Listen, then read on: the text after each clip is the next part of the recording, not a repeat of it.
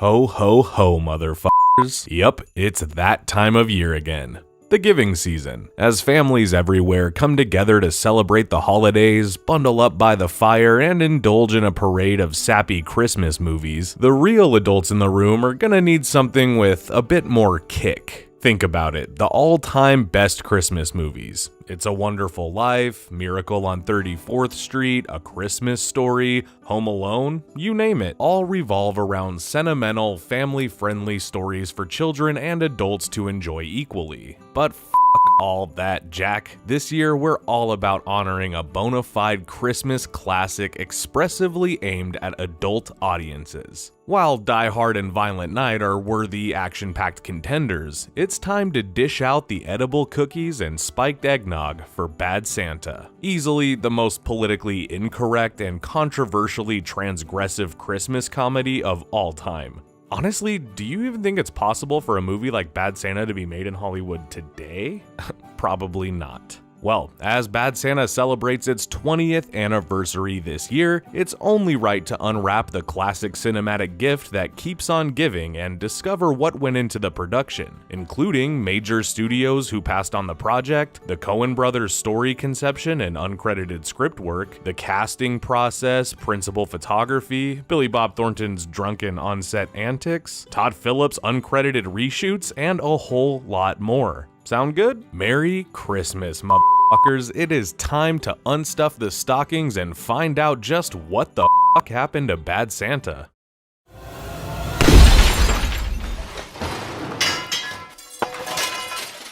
The first thing to know about Bad Santa is that it was born from an idea by acclaimed filmmaking siblings Joel and Ethan Coen, who served as executive producers on this movie. Although they did not officially write a screenplay for the project, the Coen brothers are known for envisioning fictional roles for specific actors. As Joel and Ethan were developing the concept of Bad Santa, they tailored various roles for actors that they thought would be ideal for certain characters. For instance, the role of Willie T. Soak, the crass, foul-mouthed alcoholic Santa, was originally imagined with James Gandolfini playing the part. Remember, the Coens worked with Gandolfini on The Man Who Wasn't There and felt he would be perfect for the role of Bad Santa. How crazy is that to think about? Tony Soprano in a Santa suit, swilling booze, slamming broads in a bathroom, and slinging industrial-strength insults while stealing household items. Sounds awesome. Likewise, the Coens also envisioned Danny Woodburn as Marcus Skidmore, Willie's sardonic elven helper, and thought Angus T. Jones would make a good Thurman Merman. Of course, Jones would go on to star in 2.5 Men the same year that Bad Santa was released, and Brett Kelly was cast instead. While different actors from the Coens' vision were ultimately cast in the movie, it's worth noting that Jack Nicholson read the script and expressed interest in playing the Bad Santa role. However, he was already committed to Something's Gotta Give and was forced to decline the role. But Bill Murray was reportedly the first actor chosen for the role of Bad Santa, and he was in final negotiations to star until he left the project to make Lost in Translation instead.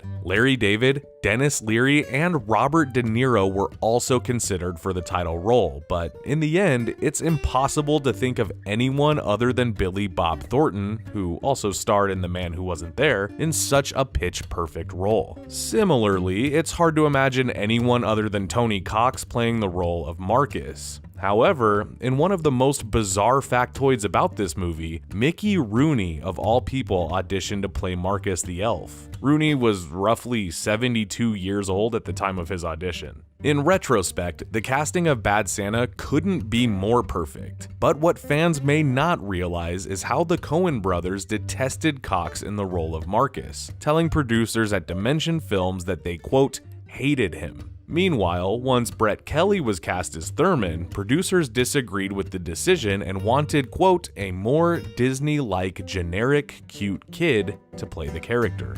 Okay, so let's backtrack a bit. Once the Coens completed their concept for the film, they hired screenwriters Glenn Ficarra and John Rica to officially flesh out the story and write a screenplay. Joel and Ethan cited the classic 1974 comedy The Bad News Bears as the kind of tone and tenor that they were aiming for, telling the writers that the central idea was to base a story around an alcoholic bad Santa who is accompanied by an elf that has to keep him in line. Once Ficarra and Rica finished what they deemed a really crass script, Joel and Ethan polished and punched up the script with even more lewd and crude jokes, sight gags, zingers, and unforgettable one-liners. According to Zwigoff, the Coen brothers even did a complete revision of the screenplay. Soon after, the script was sent to various studios around Hollywood, but was roundly rejected by all the big majors due to how widely inappropriate the content was. According to the New York Times, the script was immediately rejected by Universal Pictures, which deemed the script, quote, the foulest, disgusting, misogynistic, anti-Christmas, anti-children thing we could imagine. End quote. Dimension's Bob Weinstein took the description as a badge of honor and quickly snatched the rights to the script and greenlit the project for Miramax and Dimension. By January 2002, Variety reported that director Terry Zwigoff was tapped to helm Bad Santa, likely based on his terrific 2001 deadpan comedy, Ghost World. Zwigoff was most instrumental in the casting of Marcus and Thurman especially, stating that despite productorial pushback, maybe there are other actors who could do a great job with these parts, but Tony and Brett are just funny. They are these characters. Bestowed with an estimated $23 million budget, Bad Santa began filming on July 8, 2002, with principal photography wrapping in September. Although the opening alley scene was shot in Montreal, Canada, the 2-month film shoot was primarily filmed throughout the greater Los Angeles area. For instance, the early sequence that takes place in Miami Beach, Florida, was filmed across the country in Long Beach, California. Meanwhile, the fictitious Saguaro Square Mall that is featured prominently in the film was shot at Del Amo Fashion Center in Torrance, the same mall used by Quentin Tarantino in Jackie Brown. The parking lot of the mall is also featured in both films, a location notorious for Robert De Niro gunning down Bridget Fonda in Jackie Brown. As mentioned, De Niro almost played Bad Santa, potentially marking a return to the infamous Luis Gara crime scene. Similar to the Saguaro Square Mall itself, the Chamberlain's department store that takes center stage in the film is also fictional. The space used for Chamberlain's was an abandoned Montgomery Ward department store that had been vacant at the time of filming in 2002. The store no longer exists, as the wing of the mall housing the Montgomery Ward was demolished in 2006. Speaking of the mall scenes, one of the most amusing anecdotes from the making of the movie involves Billy Bob Thornton's intoxicated performance. According to Thornton, he was genuinely inebriated while filming various scenes for the film. In particular, Thornton admitted that following the scene in which he collapses on an escalator, he legitimately passed out in real life. To get into character, Thornton claims he pounded 3 glasses of red wine for breakfast, which he promptly chased with a few Bud Lights and a couple of vodka cranberries. As you might imagine, Thornton had such a ball making Bad Santa that he admitted in his autobiography, The Billy Bob Tapes, that making Bad Santa ranks among 3 instances in his entire life that he'd happily return to if he had a chance to go back in time. Oddly enough, the other instances included making the Alamo and the time as a highway road worker in Arkansas before his acting career began. Now, despite all the rude and crude jokes attributed to the Coen brothers, Zwigoff, and writers Ficarra and Rica, it's worth noting that certain dialogue was improved on the spot by the actors. For example, Marcus's classic deadpan line, "You probably shouldn't be digging in your ass," while Willie drunkenly entertains children in the mall, was an ad-lib by Cox. Zwigoff found the line so hysterical that he couldn't help but bust up laughing repeatedly on set while filming the scene. Zwigoff even admitted to waking up in the middle of the night at times in a fit of laughter because the line was so damn funny. Now, Bad Santa wouldn't be considered the definitive adult Christmas comedy unless it set a world record for the highest number of profanities uttered in a Christmas film.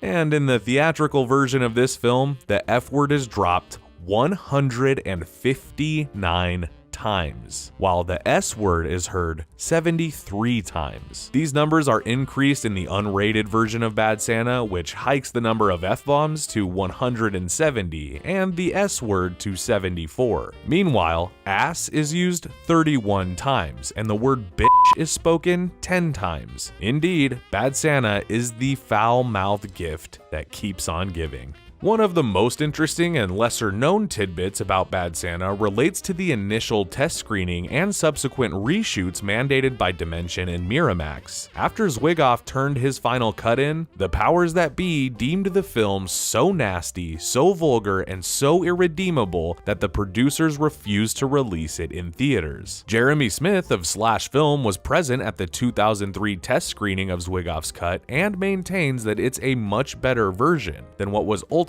released in theaters. Here's how it all went down. Following a quote, disastrous screening of Zwigoff's original cut in Pasadena, Bob Weinstein hit the panic button and instantly called for reshoots. According to Bruce Fetz at the New York Times oral history of the debacle, Weinstein told Zwigoff, quote, "I said to Terry, we're not trying to ruin your movie, but there's absolutely no heart in it. So we put in a little heart. We didn't make it vanilla. We weren't trying to make a not-so-good Santa." Unwilling to compromise his vision, Zwigoff stuck to his guns and flat out refused to participate in any reshoots. He felt his version played well, and the howling laughter of the audience during that so-called ill-fated test screening proved as much. So, as such, Weinstein promptly hired Todd Phillips to helm the reshoots, who was on the verge of his own directorial stardom with the release of Old School a few months earlier in 2003. Phillips agreed, and most of his reshot sequences are now part of the theatrical cut. The scenes Phillips directed during the reshoots include Willie ransacking a poolside bar, Willie and Marcus giving Thurman a nard-punching training exercise, and Sarah Silverman giving a mall Santa tutorial. While the Silverman scene was deleted from the theatrical release, the other scenes were included as a means of making Willie more likable and redeemable at the end of the film. Zwigoff's original cut has never been seen again after that 2003 test screening, which is perhaps why Zwigoff only made one more movie since, 2006's Art School Confidential, and he's largely left Hollywood since then. Although there's no denying what a rowdy and rambunctious crowd pleaser the theatrical release of Bad Santa proved to be, it's hard not to wonder what it would have been like if Zwigoff's original vision wasn't compromised. With Phillips' reshoots inserted into the film, Bad Santa ultimately slid into theaters on November 26th, 2003. In the Czech Republic, the movie was hilariously released under the title Santa is a Pervert. Even so, the film became an instant commercial and critical hit, earning $76 million globally against a $23 million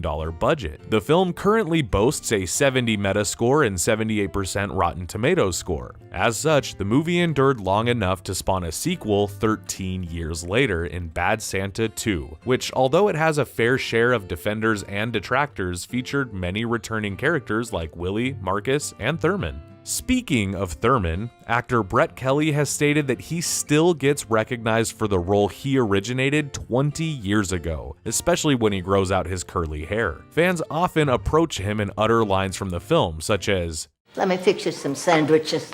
Should I fix you some sandwiches? Should I fix you some sandwiches? Let me fix you some sandwiches. a refrain uttered by his spry granny in the film. And for all the bullying Thurman endures in the film, Kelly admitted that in real life during a retrospect of the movie, that Thornton and Zwigoff were extremely protective of the child actor while making the movie, hinting that the brutal subject matter made them go out of their way to ensure that Kelly was not bullied but taken care of on set. Aw, sticking with the retrospective thing, we'd be remiss not to mention the late great John Ritter, who plays Bob Chepeska with hysterical results in Bad Santa. Ritter and Thornton were close friends in real life after meeting and starring together in the 90s sitcom Hearts Afire. Thornton also cast Ritter in his directorial debut Sling Blade, in which both actors give all-time great performances. During a HuffPo interview for Bad Santa 2, Thornton paid a touching tribute to Ritter and fellow Bad Santa co-star Bernie Mac, both of whom passed away before the making of Bad Santa 2. According to Thornton, The thing that people don't talk a lot about is the fact that there are two dear souls that are not with us. John was one of my best friends. We miss them. But even if they had still been here, once again, you would have to make up some stupid thing for them to be in the movie anyway. But we all kind of did it with that in mind, that this is kind of dedicated to those two guys. Bad Santa was dedicated to John Ritter, who passed away 2 months before the film was released. Bad Santa 2 was dedicated to Ritter and Bernie Mac. Not for nothing, but one of the best parts about Bad Santa, with its jaunty 92-minute runtime, is that it never overstays its welcome. We'll do the same and let you get back to your family holiday festivities by stopping right here and declaring that that is what the fuck happened to Bad Santa. The idea was born from Joel and Ethan Coen, who handpicked Glenn Ficarra and John Rica to write the screenplay. After revising the script and adding a bunch of outrageous jokes, Terry Zwigoff did his best to honor the transgressive spirit of the alcoholic, thieving Santa Claus. Alas, after a poor test screening, the studio ordered reshoots that Zwigoff was firmly against and refused to direct. This gave way to Todd Phillips' uncredited contributions to the film, which made Bad Santa a bit more sympathetic by the end of the movie. Meanwhile, in one of his greatest screen performances, Billy Bob Thornton went full method actor and genuinely performed certain scenes while incredibly intoxicated. Despite the ups and downs that went into the making of this movie, it's hard to argue against the lasting results. As the film celebrates its 20th anniversary this year, Bad Santa remains among the absolute Christmas movies for adults to revel in. Now stuff that in your motherfucking chimney. Happy holidays, folks. They're supposed to let me out of this hospital room soon, so get some sandwiches ready.